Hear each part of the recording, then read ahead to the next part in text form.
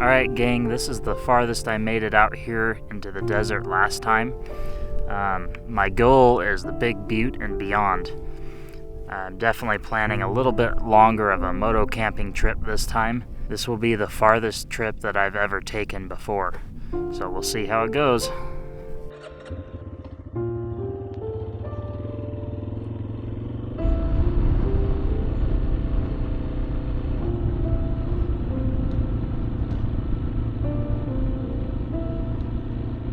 Well, I definitely wasn't expecting this. This is the road to the Big Butte, and I was expecting it to be a little bit more developed than this. Not that I'm complaining. I mean, what a great DualSport road.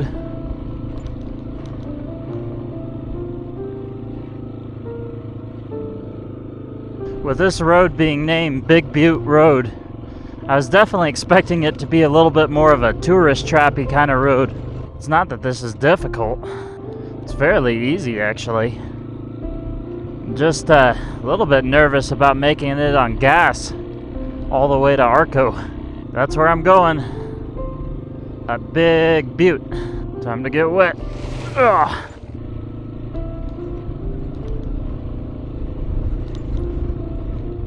So I'm loaded down pretty heavy with camping gear today. Got a little bit more than I would normally bring. I can definitely feel the weight difference on the bike.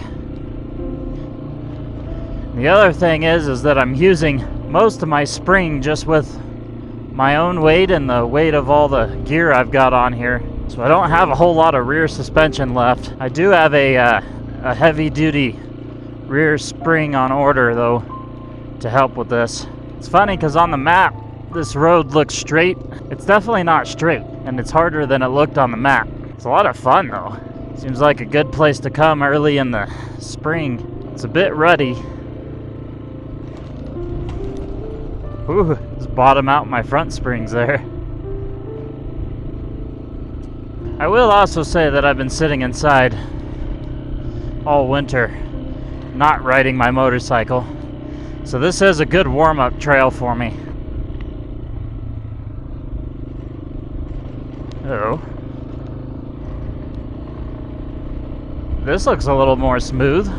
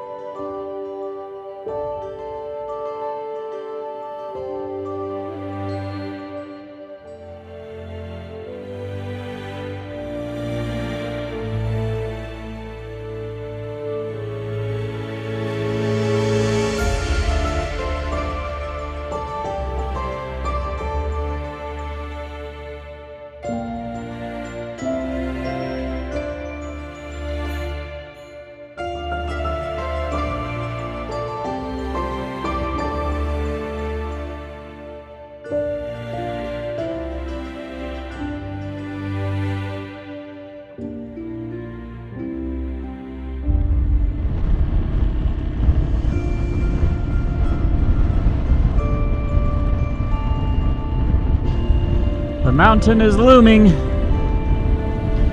Not actually sure if I can actually go up it yet though. This explains though why the road doesn't have a difficulty on it. In the beginning it was a little deceiving. Maybe they just haven't graded it yet.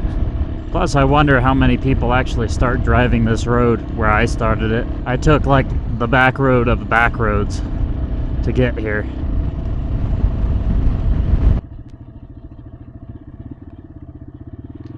I think I need to take a right.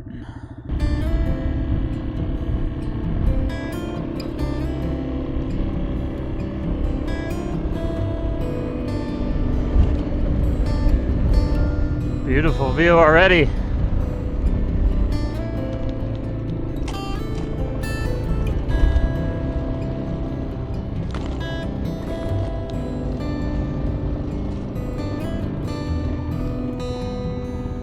Not going up that.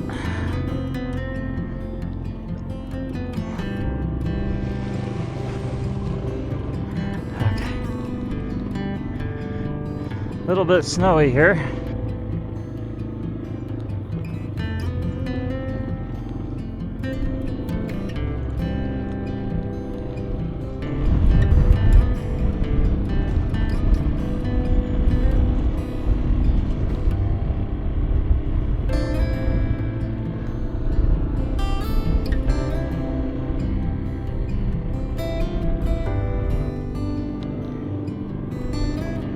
Yeah, I suppose we can check it out, eh? We'll turn around if it gets nasty, though.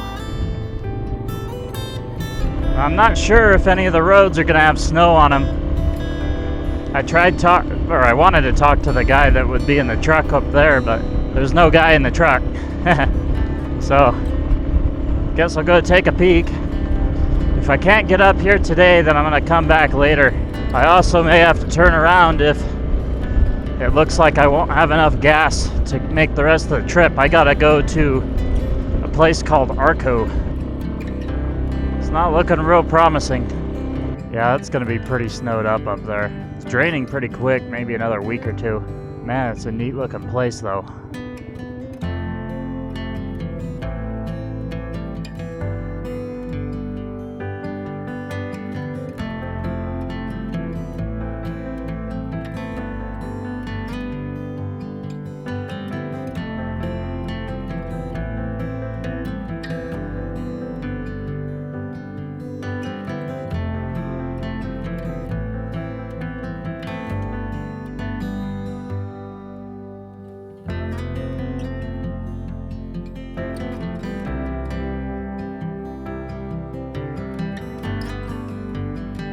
Well, I scouted with the drone, and it looks like it's going to get snow on the road further up. Not something that I want to probably try to attempt with all my MotoCamping gear on at this point without having ridden it before.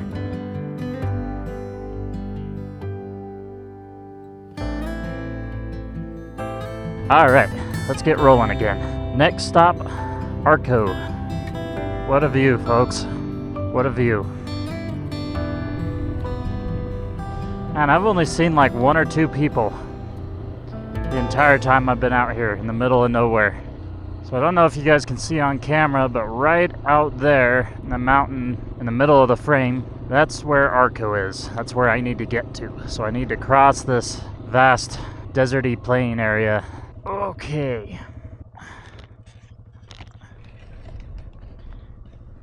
Okay, so this here is a gate. It's always good to be respectful. And you leave the gate how you found it. If you find it open, you leave it open. If you find it closed, you leave it closed. And I just realized something funny. I could have just gone around there. Took the long way around.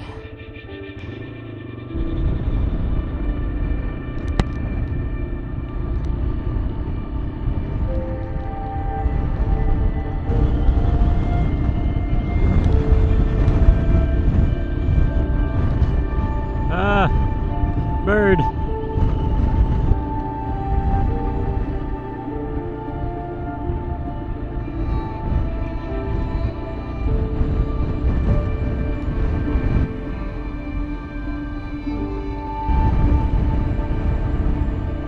I should be going to a road that kind of traverses the Craters of the Moon National Park. The Craters of the Moon National Park's a pretty cool park. From what I've heard, but I haven't been there in a long time, so kind of curious to see what it looks like. By the time I get there, if I'm running out of daylight, I'll camp there. Otherwise, I'll just keep going to my destination, which is a place way out in the southeast Idaho Desert. And I'll leave it at that. The place I'm going is a place that I know well, but I'm not entirely sure if I can reach it today, actually. And I have never, obviously, come this way before. If you'd have told me a year ago that I could go all the way to Arco to begin with, without really hitting much pavement at all, I'd have believed you, but I wouldn't have known where to start. Oh, there's a big old helicopter. Look at that.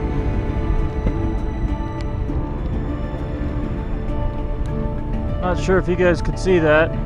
It's a big old dual blade military helicopter way out there in the distance. I can see it pretty clearly. There's a big old government base out here somewhere.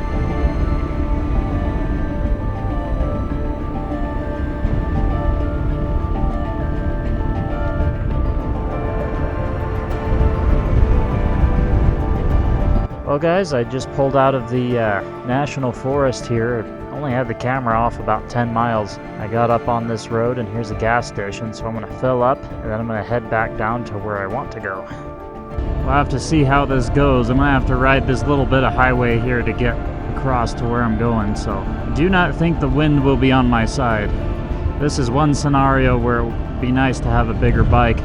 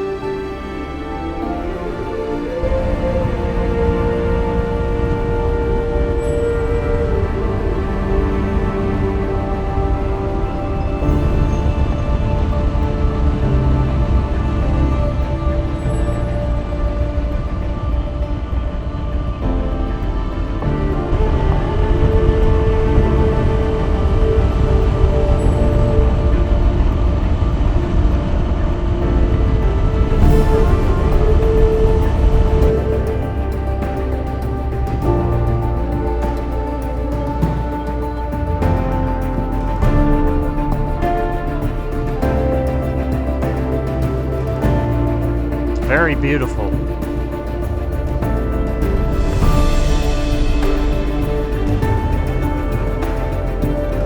Oh, this is gorgeous.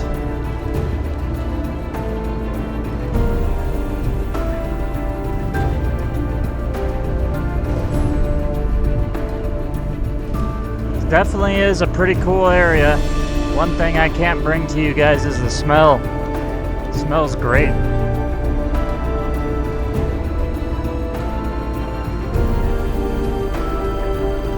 Nice to see the sun in full force.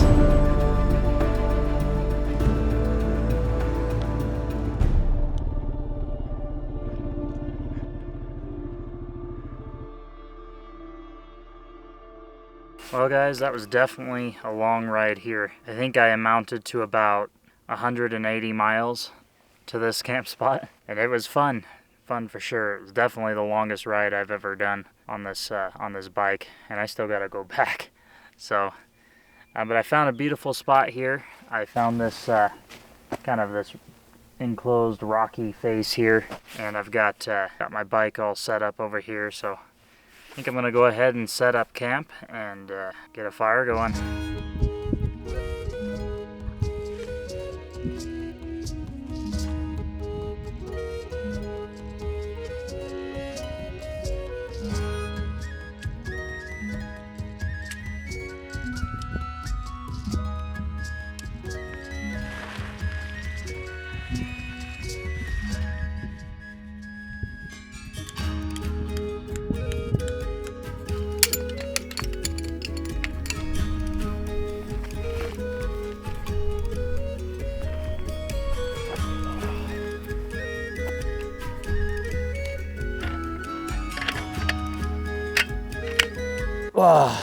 Well guys, tent's all set up. I think I'm gonna relax for a bit and enjoy this view. This is the first campsite I've actually gotten that has some serious views, and I'm going to enjoy them tonight.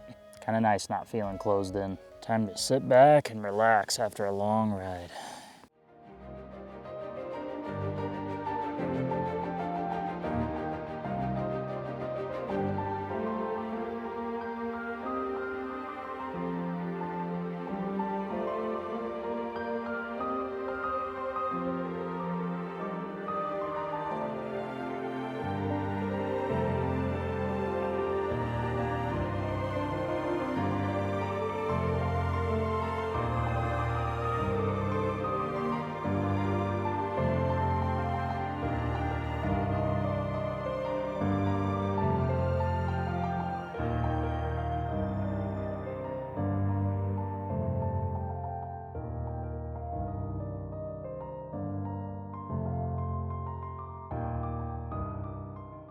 Well guys, the sun's gonna start going down soon.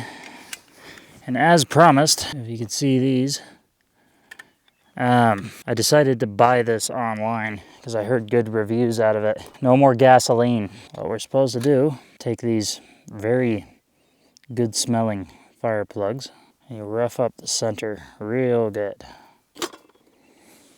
Stick it in the fire. I'll bring you over so you can see. And I take this included sparker.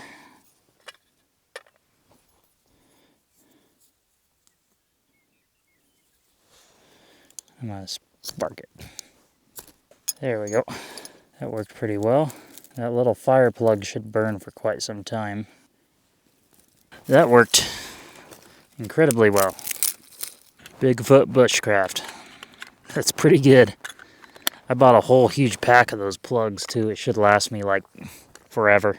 The only bad thing about all this sagebrush is it burns out quickly. Better than having no fire. A lot better. Now, I do recall mentioning to you guys that I had a special treat in line for tonight, and indeed I do. I have this frozen lunchbox, still cold, very, very small, which I appreciate, and that is full of steak. That is exciting.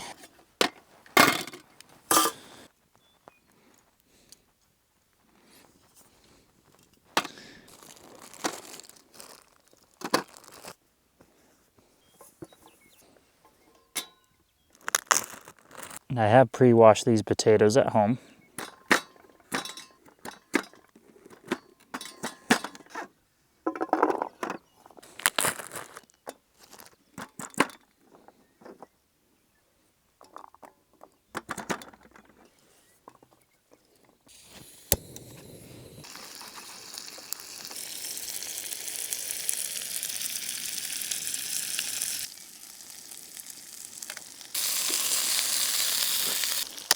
We also got onions.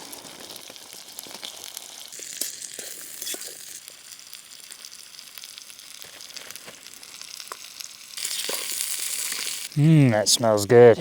Now the key is, you're supposed to put the steak in when the potatoes are close to getting done, because the steak isn't going to take super long to cut, according to my wife, who marinated the steak and prepared me with the knowledge that a former bachelor lacks. Funny story, this pan is actually a gift from my dad a long, long time ago. Probably when I was like 10. He was digging through his old survival pack and found this. I used this a lot of times. I used to go out and practice survival out in this kind of washout area full of trees, big old kind of forest behind our house at the time.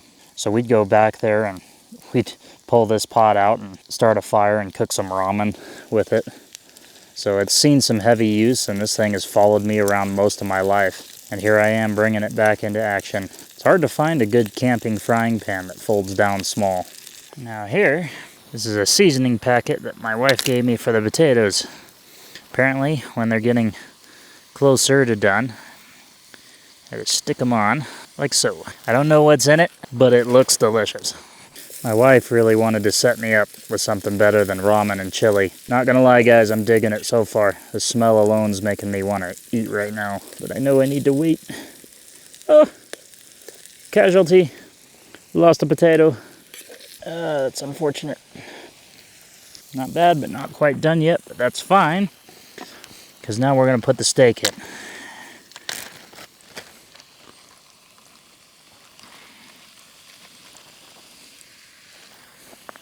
My wife put some butter in it. I assume she figured I'd be running out of butter by now, and she would be correct, as usual. This will be the best. Oh no, meat! Oh, that's unfortunate.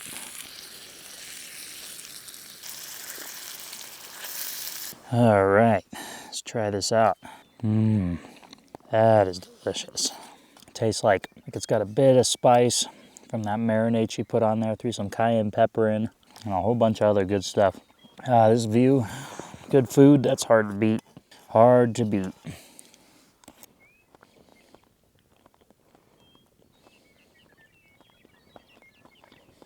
Well guys, that was the best moto camping dinner I have ever had.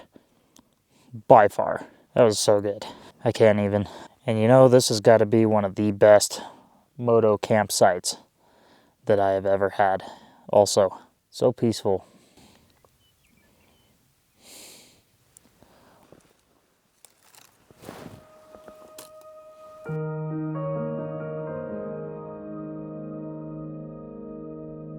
Alright guys, well, I let the fire die down. Gonna get some well-earned rest.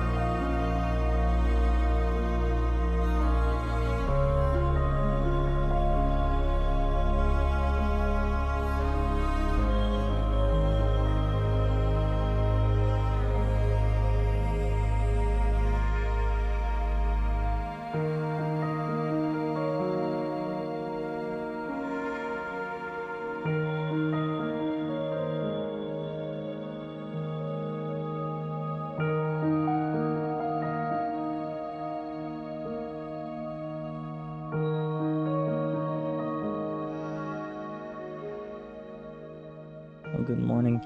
Slept pretty well last night. Didn't get too cold. Heard some coyotes hooting and howling last night.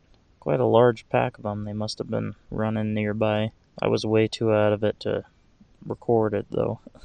Yeah, time to get up.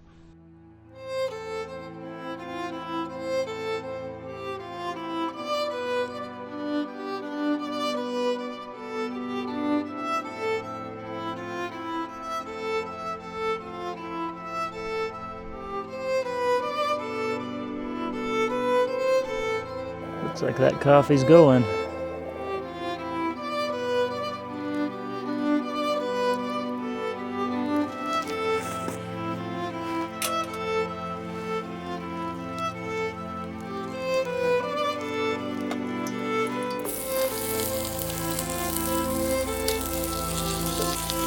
Lord, thank you for this food. We ask you to bless it to our bodies in Jesus' name. Amen.